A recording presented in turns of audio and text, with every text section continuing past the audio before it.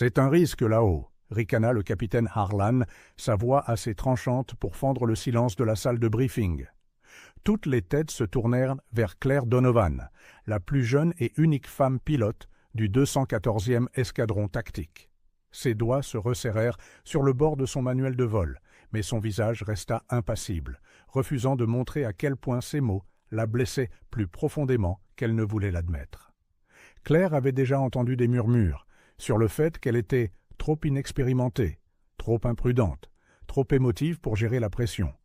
Mais jamais personne n'avait été aussi effronté, aussi public. L'humiliation brûlait comme du kérosène dans sa poitrine. « Je gérerai mon propre risque, capitaine, » dit-elle d'un ton égal, forçant une once d'acier dans sa voix. « Vous n'avez pas à vous inquiéter pour moi. » Harlan éclata de rire, un son sec et moqueur qui emplit la pièce. « Non, Donovan, je m'inquiète pour le reste d'entre nous. Ceux qui doivent voler à tes côtés quand tu commettras une erreur de débutant. » Quelques pilotes ricanèrent à voix basse. D'autres évitaient complètement son regard. Même son instructeur, le lieutenant Reyes, lui lança un regard qui disait « N'insiste pas ». Claire serra la mâchoire. C'était censé être son rêve. Depuis l'âge de 12 ans, elle regardait les jets vrombir dans le ciel, au-dessus de la ferme de son père, et s'était promis qu'un jour, elle serait là-haut, elle aussi. Pas seulement pour voler, mais pour prouver qu'elle avait sa place. Et maintenant, après des années d'entraînement acharné et de sacrifice, elle était enfin là, seulement pour être traitée comme si elle ne méritait pas le cockpit. Le ressentiment couvait, mais elle le ravala. Elle ne pouvait pas se permettre de perdre le contrôle. Pas maintenant. Plus tard cet après-midi-là, sur le tarmac, Reyes la trouva en train d'inspecter son F-16. « Tu ne peux pas le laisser t'atteindre, » dit-il doucement. « Il ne m'atteint pas, » répondit Claire, sans lever les yeux du tableau de bord. « Claire !» Reyes baissa la voix. « Harlan est un as pour une bonne raison. Il a plus de 2000 heures de vol en zone de combat. Ne cherche pas un combat que tu ne peux pas gagner. » Ses mains s'immobilisèrent sur la manette des gaz. « Je ne cherche pas le combat, » dit-elle doucement. « Mais je ne reculerai pas non plus. » Cette nuit-là, Claire était assise seule dans sa chambrée, rejouant le briefing encore et encore dans sa tête. Chaque rire moqueur, chaque regard dédaigneux. Elle pensa aux sacrifices qu'elle avait faits pour arriver ici. Les anniversaires manqués, les amis perdus, les nuits sans fin d'exercice et de simulateurs. Elle avait enduré des blessures, l'épuisement et les lettres de refus de 3 autres escadrons avant d'obtenir enfin cette place. Elle n'allait laisser personne la lui prendre. Mais, sous sa détermination se cachait quelque chose de plus profond. Le doute. Harlan n'avait pas tort sur un point. Elle était une débutante, et tous les pilotes ici le savaient. Elle manquait d'expérience en combat réel. L'escadron était stationné dans une région frontalière tendue depuis des mois, et les rumeurs d'une escalade se faisaient de plus en plus fortes. Une seule erreur là-haut ne ferait pas que donner raison à Harlan. Elle pourrait coûter la vie à quelqu'un. La pression la rongeait, mais au lieu de la briser, elle forgea quelque chose de plus acéré. Elle commença à passer chaque moment libre dans le simulateur, effectuant des exercices, bien après que les autres soient retournés à leur couchette. Elle révisait les manuels de vol, regardait les enregistrements de missions de vétérans et répétait chaque procédure d'urgence possible jusqu'à pouvoir les exécuter, les yeux bandés. Pourtant, aucune préparation ne pouvait la protéger de ce qui allait suivre. 3 semaines plus tard, lors d'un exercice d'entraînement à haut risque, l'indicatif de Claire, Raven, crépita à la radio. « Raven, tu es encore hors de position » aboya Harlan, son ton dégoulinant de mépris. « Négatif » répliqua-t-elle, la voix ferme. « Je maintiens le visuel sur le leader. »« Tu es imprudente, Donovan » lança-t-il sèchement. « Replie-toi avant de compromettre la formation. » Elle hésita une demi-seconde, puis prit une décision en une fraction de seconde, une décision qui poussa son jet dans une manœuvre de piqué risqué pour obtenir un meilleur angle. Quand elle en sortit indemne, la voix du contrôleur de vol intervint. « Bon ajustement, Raven, récupération parfaite. » Mais la voix de Harlan suivit immédiatement. « La chance ne fait pas le talent, la bleue. » Claire ravala sa réplique. Elle savait qu'elle avait bien agi. Mais aux yeux de l'escadron, la parole de Harlan avait plus de poids que la sienne. Et si elle voulait lui prouver qu'il avait tort, il lui faudrait plus que de petites victoires. Ce qu'elle ne savait pas, c'est que le destin préparait déjà une épreuve bien plus grande que n'importe quelle simulation, une épreuve où un seul choix changerait tout. Le mess de l'escadron bourdonnait de conversations à voix basse, l'odeur de rations réchauffées flottant dans l'air. Claire posa son plateau sur une table vide, dans un coin, espérant manger rapidement et partir sans se faire remarquer. Mais la chance n'était pas de son côté. Harlan était assis à 2 tables de là, entouré d'un groupe de pilotes suspendus à ses lèvres. Il la remarqua presque instantanément. « Vous voyez, » dit Harlan à voix haute, plantant sa fourchette dans ses pommes de terre, « voler avec des bleus, c'est comme jouer à la roulette russe. Tôt ou tard, quelqu'un va tout faire foirer, et nous en paierons tous le prix. » Le rire qui suivit ne fut pas subtil. Quelques pilotes jetèrent un coup d'œil à Claire, leurs expressions gênées, pleines de pitié. Son estomac se noua, mais elle garda les yeux fixés sur son plateau.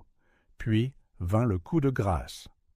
« Dites-moi, Donovan, » lança Harlan à travers la pièce, « quand vous avez piqué dans ce canyon la semaine dernière, saviez-vous au moins ce que vous faisiez, ou vous contentiez-vous de lancer les dés une fois de plus ?» Toute la salle se tut. Les fourchettes se figèrent en l'air. Tous les yeux se tournèrent vers elle. Claire sentit son pouls marteler ses tempes, mais elle se força à lever les yeux et à croiser son regard. « Je savais exactement ce que je faisais, » dit-elle calmement, bien que sa voix tremblât légèrement. « C'est drôle, » dit Harlan avec un sourire narquois. « De là où j'étais, ça ressemblait à de la chance. Mais peut-être que c'est votre truc. Survivre par hasard plutôt que par compétence. » La salle éclata de rire. Même Reyes, assis vers le fond, baissa la tête, incapable de croiser son regard. C'était l'humiliation dans sa forme la plus pure, conçue pour l'écraser devant tout le monde. Cette nuit-là, Claire était allongée sur sa couchette, fixant le plafond, les poings si serrés que ses ongles s'enfonçaient dans ses paumes. Elle rejoua chaque seconde de cet échange au mess jusqu'à ce que la colère brûle assez fort pour consumer ses doutes. Il ne s'agissait plus seulement de faire ses preuves. Il s'agissait de reprendre sa dignité. Le lendemain matin, elle se présenta au hangar avant le lever du soleil, bien avant tout le monde. Le F-16 baignait dans la faible lumière, silencieux et froid, mais pour Claire, il semblait vivant, en attente. Elle se glissa dans le cockpit, respirant l'odeur métallique familière, et laissa ses mains reposer sur les commandes. Si elle ne pouvait pas faire taire Harlan avec des mots, elle le ferait taire dans le ciel. Les semaines se transformèrent en mois. Claire se dépassa plus que jamais. Chaque manœuvre devait être impeccable, chaque réaction instantanée. Reyes remarqua son changement, et bien qu'il la félicitât rarement directement, ses hochements de tête occasionnels en disaient plus que n'importe quel mot. Lentement, elle gagna le respect discret de quelques membres de l'escadron. Pas tous, mais assez pour sentir un changement. Puis vint le briefing qui changea tout. Le colonel Whittaker se tenait à l'avant de la salle, le ton grave. « Les renseignements signalent des appareils hostiles franchissant la frontière. Nous avons été autorisés à intercepter. Ce n'est pas un exercice. » La tension était palpable. Combat réel. Conséquences réelles. Le cœur de Claire s'emballa, mais son visage resta calme alors que les affectations étaient annoncées. Elle volerait dans la formation Bravo, juste à côté de Harlan. L'ironie était cruelle, mais aussi parfaite. C'était la chance qu'elle attendait, même si cela la terrifiait. Alors qu'il se préparait au décollage, Harlan l'approcha sur le tarmac, son casque sous le bras. « Donovan, » dit-il, son ton plat mais cinglant, « essayez de ne pas me faire tuer là-haut. » Elle croisa son regard sans ciller. « Ne vous inquiétez pas, capitaine, ce n'est pas de moi dont vous devriez vous préoccuper. » La mission fut lancée dans le ciel matinal éclatant, 10 jets fendant les nuages en formation serrée. Au début, tout était routinier. Balayage radar, maintien des positions, échange de communications codées. Mais 20 minutes plus tard, les sirènes d'alerte retentirent dans le cockpit. Multiples bogeys en approche, Relèvement 090, crépita la voix du contrôleur. 5 appareils hostiles. Confirmé. Le souffle de Claire se stabilisa, tandis que l'adrénaline montait. Son entraînement prit le dessus, la mémoire musculaire l'emportant sur la peur. Mais même à travers les communications grésillantes, elle pouvait entendre le ton de Harlan changer. L'arrogance s'estompant, remplacée par un calcul acéré. « Bravo, maintenez la formation », ordonna-t-il. « Nous engageons à mon signal. » Pour la première fois, Claire et Harlan devraient bientôt compter l'un sur l'autre. Leur survie désormais liée à une confiance qu'aucun d'eux n'avait jamais accordée. Ce qu'aucun d'eux ne s'attendait, c'est à la vitesse à laquelle la mission sombrerait dans le chaos. Le ciel explosa en un chaos indescriptible. 5 jets ennemis percèrent les nuages, fonçant vers eux comme des lames d'acier. Les communications s'emplirent d'ordres secs et de réponses brèves, le rythme saccadé des voix tentant de masquer la peur. Le pouls de Claire martelait ses tempes, mais sa prise sur les commandes était ferme. « Bravo, dispersion en formation défensive », aboya Harlan. « Maintenez la distance, n'engagez pas avant mon ordre. » Claire jeta un œil à son radar. Un des appareils hostiles s'était déjà déplacé pour flanquer leur formation. Son instinct lui hurlait de virer à droite et d'intercepter avant qu'il ne comble l'écart. Mais le protocole était clair. Attendre le signal du leader. Les secondes s'étirèrent comme des heures. Puis le ciel s'illumina. L'hostile tira le premier missile. « Missile en approche, virez à gauche !» cria Reyes par radio.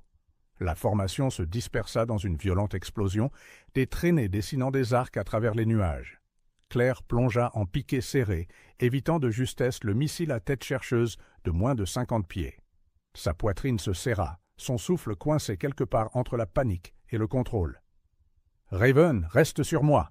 ordonna Harlan. « Nous avons besoin d'un angle dégagé avant d'engager. » Elle hésita, balayant à nouveau le radar. Un autre hostile grimpait rapidement, essayant de piéger Harlan dans une tenaille. Si elle restait en formation, Harlan serait encerclé. Mais si elle rompait sans permission, elle risquait tout. Désobéir à des ordres directs en combat réel, une faute qui pourrait mettre fin à sa carrière. Ses doigts se resserrèrent sur le manche. « Raven, maintiens la formation !» lança de nouveau Harlan, sa voix tranchante d'autorité. Mais elle ne le fit pas. Claire vira brusquement à droite, son F-16 hurlant, alors que les jets la plaquaient contre son siège. Le jet hostile la verrouilla instantanément, ses missiles s'armant, mais elle fut plus rapide, effectuant un tonneau inversé et plongeant sous sa ligne de tir. Elle remonta brusquement, le forçant à la dépasser. « Fox 2 !» cria-t-elle, lançant son Sidewinder.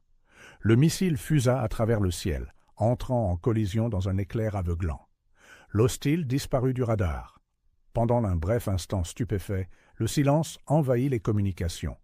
Puis la voix de Reyes retentit, rauque mais exaltée. « Cible détruite confirmée, Raven vient d'en abattre un !» Le souffle de Claire venait par saccades tremblantes, mais il n'y avait pas le temps de célébrer. Les jets ennemis restants se rapprochaient, et la voix de Harlan revint finalement, plus froide que la glace. « Donovan, dit-il, ne désobéissez plus jamais à mes ordres. » Mais sous sa colère, elle perçut autre chose, quelque chose de subtil, du respect. La bataille fit rage. Reyes était aux prises avec un as vétéran, enfermé dans une spirale mortelle. Claire agit instinctivement, coupant à travers le combat et forçant l'hostile à rompre, sauvant Reyes d'un verrouillage de missiles directs. « Raven, sur tes 6 heures !» prévint Reyes, mais elle l'avait déjà vu. Un autre ennemi piquant depuis le dessus. Claire fit un tonneau inversé, poussa la manette des gaz et trancha à travers le piquet. Son jet rugit sous l'attaquant, se retournant derrière lui en une seule manœuvre fluide. Un autre verrouillage. Un autre missile tiré. Un autre hostile abattu. Quand la fumée se dissipa, 2 jets ennemis battaient en retraite et un troisième regagnait la frontière en fumant. Les mains de Claire tremblaient légèrement alors qu'elle désactivait les systèmes d'armes, l'adrénaline refluant dans ses veines. L'escadron se regroupa, essoufflé et silencieux, digérant ce qui venait de se passer.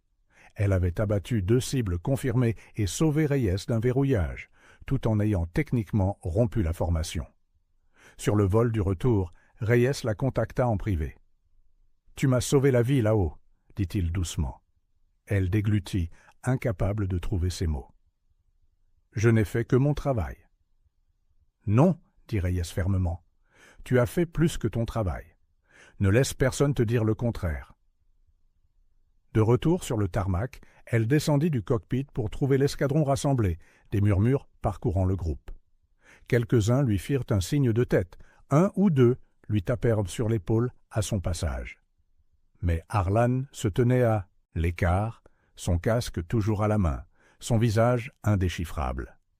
Pendant un long moment, leurs regards se croisèrent. Puis, sans un mot, il se tourna et s'éloigna.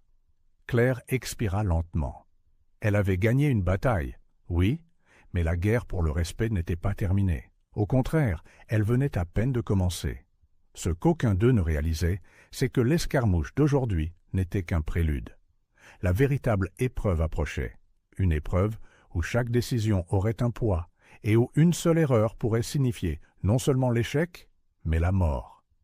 La salle de débriefing était silencieuse, à l'exception du bourdonnement régulier des lumières au plafond.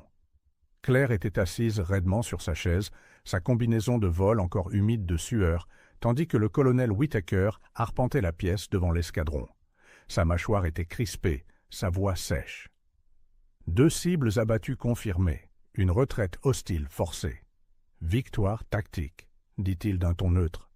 Mais nous avons eu une grave violation du protocole. » Tous les regards dans la pièce se tournèrent vers Claire. « Lieutenant Donovan, » continua Whittaker, « vous avez rompu la formation contre un ordre direct. » Claire se redressa sur son siège. « Monsieur, si je ne l'avais pas fait, le capitaine Harlan aurait été encerclé. J'ai neutralisé la menace. »« Là n'est pas la question, » la coupa Whittaker. « Vous avez joué avec la sécurité de la formation. Ce n'est pas ainsi que nous opérons. » La réprimande la piqua, mais ce qui faisait plus mal, c'était l'accusation tacite dans la pièce. Oui, elle avait sauvé Reyes. Oui, elle avait abattu 2 jets ennemis. Mais au lieu de reconnaissance, elle sentait le jugement peser sur elle, comme du plomb. Harlan était assis à 2 sièges de là, son expression indéchiffrable. Il ne la défendit pas. Il ne la regarda même pas. Après le débriefing, elle fut convoquée dans le bureau de Whittaker. La porte se referma derrière elle, avec un léger clic, étouffant les conversations du couloir. « Vous êtes consigné au sol, » dit Whittaker sans préambule. Son souffle se coupa. « Monsieur ?»« 3 jours. Pas de vol, pas de simulation. Et, lieutenant ?» Il se pencha en avant, sa voix basse mais ferme. « Vous êtes talentueuse. Peut-être l'une des pilotes les plus instinctives que j'ai vues depuis des années. Mais si vous continuez à laisser l'ego guider vos décisions, vous vous ferez tuer. Ou vous tuerez quelqu'un d'autre. » Claire quitta le bureau, hébétée, les mots résonnant dans son esprit comme un écho qu'elle ne pouvait chasser. Cette nuit-là, elle était assise seule dans le hangar, fixant le F-16 qu'elle n'avait pas le droit de piloter. Son reflet dans la verrière lui renvoyait une image fatiguée, frustrée et plus incertaine que jamais. Elle avait pensé que faire ses preuves dans le ciel ferait taire les doutes. Au lieu de cela les avait amplifiés. Était-elle imprudente? Ou avait-elle eu raison? Reyes la trouva là, appuyée contre l'échelle. « Tu prends ça trop à cœur, » dit-il doucement. « Vraiment ?» marmonna-t-elle. « Tout le monde pense que j'ai eu de la chance, même Whittaker. » Reyes secoua la tête. « La chance ne t'a pas mise dans ce cockpit, et la chance ne permet certainement pas d'abattre 2 cibles contre des pilotes vétérans. » Elle ne répondit pas. Son silence disait tout. Le lendemain matin, elle entra dans le mess. Les conversations s'interrompirent un instant avant de reprendre, des murmures étouffés la suivant alors qu'elle prenait un plateau. Certains pilotes lui firent un signe de tête respectueux, mais d'autres évitaient toujours son regard. Elle était prise entre 2 mondes, pas entièrement acceptée, pas entièrement rejetée. Ce fut Harlan qui brisa finalement le silence. Il s'approche de sa table, posant son plateau en face d'elle. « Vous pensez avoir prouvé quelque chose là-haut » demanda-t-il sans détour. Elle croisa son regard. Je vous ai sauvé la vie. » Il marqua une pause, la mâchoire crispée. « Oui, c'est vrai, mais ne confondez pas ça avec du talent. » Claire eut un rire amer. « Non, bien sûr que non. Il ne faudrait pas que la bleue imprudente fasse de l'ombre à l'as, n'est-ce pas ?» Harlan se pencha, la voix basse pour qu'elle seule puisse l'entendre.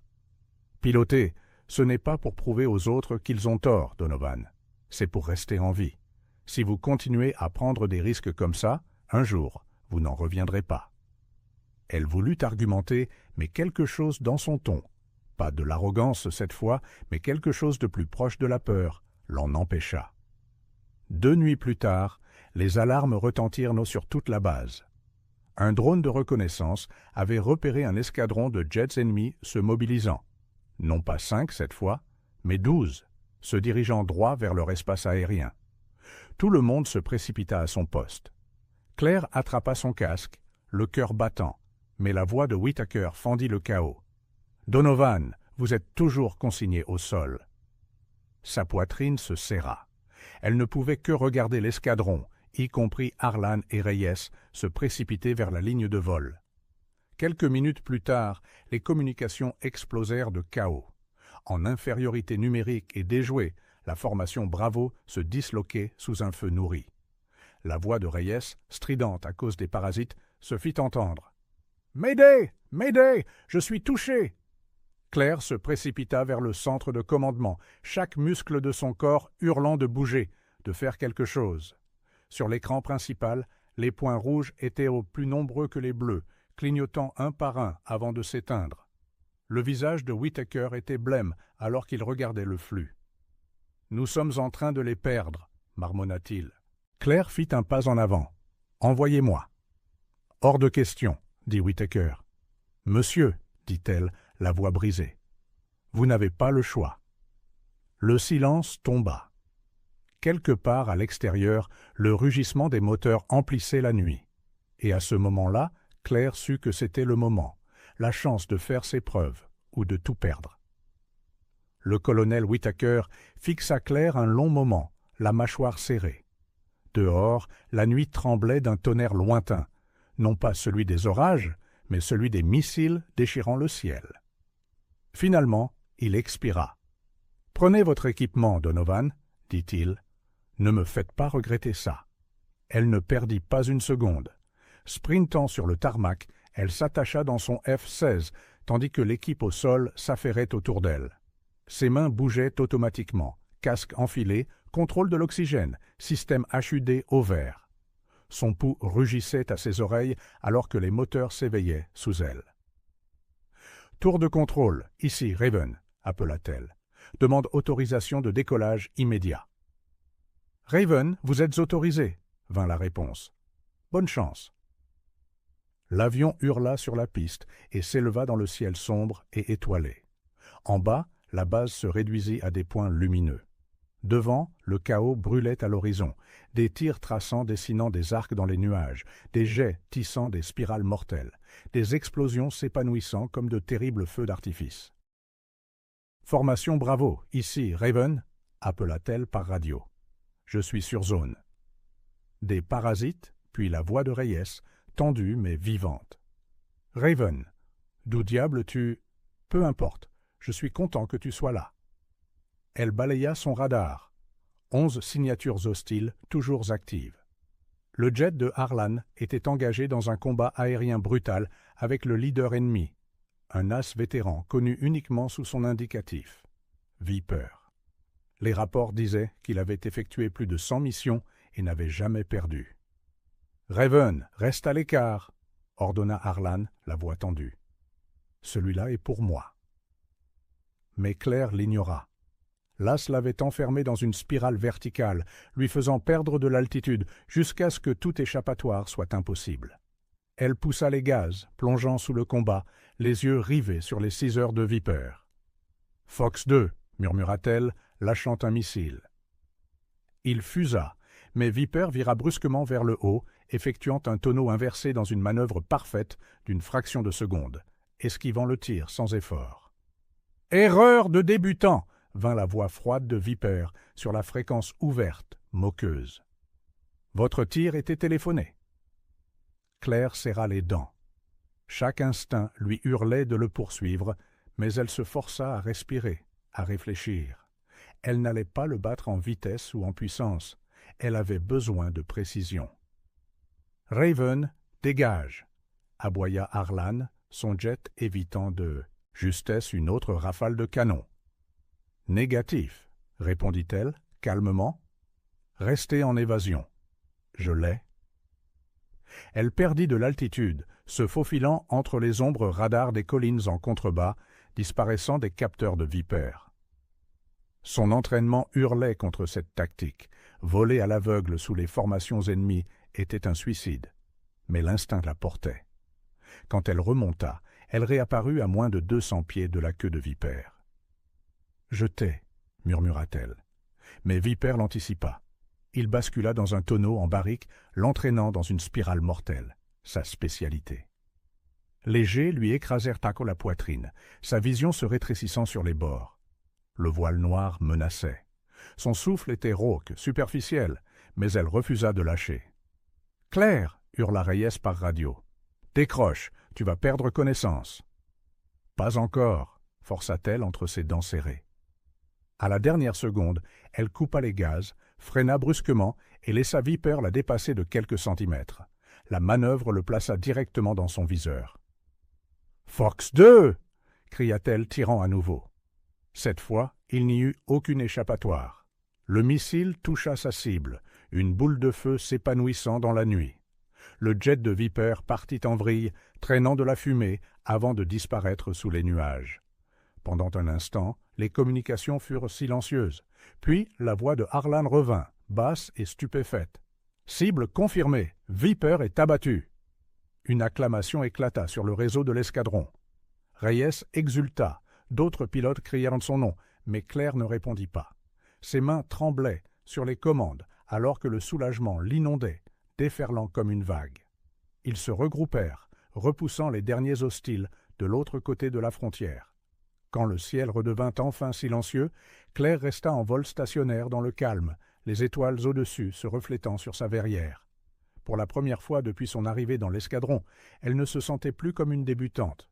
De retour sur le tarmac, tout l'escadron attendait. Alors que Claire descendait, un lourd silence plana pendant un long battement de cœur. Puis, de manière inattendue, Harlan s'avança. « Vous avez désobéi à mes ordres, » dit-il d'un ton neutre. Elle croisa son regard. « Oui, monsieur. » Il marqua une pause, puis tendit la main. « Et vous m'avez sauvé la vie. 2 fois. Vous avez gagné votre place, Raven. » Des applaudissements éclatèrent autour d'eux, les pilotes lui tapant dans le dos, certains scandant son indicatif. Claire réussit un petit sourire fatigué, le poids de plusieurs mois se levant de ses épaules. Plus tard, debout seule sous les étoiles, elle ferma les yeux et laissa le calme l'envahir. Elle pensa à la jeune femme qu'on avait un jour qualifiée d'imprudente, d'indigne, de risque. Cette jeune femme avait disparu. Là-haut, dans le ciel, elle avait prouvé quelque chose de plus que son talent, de plus que sa capacité à survivre. Elle avait prouvé qu'elle avait sa place.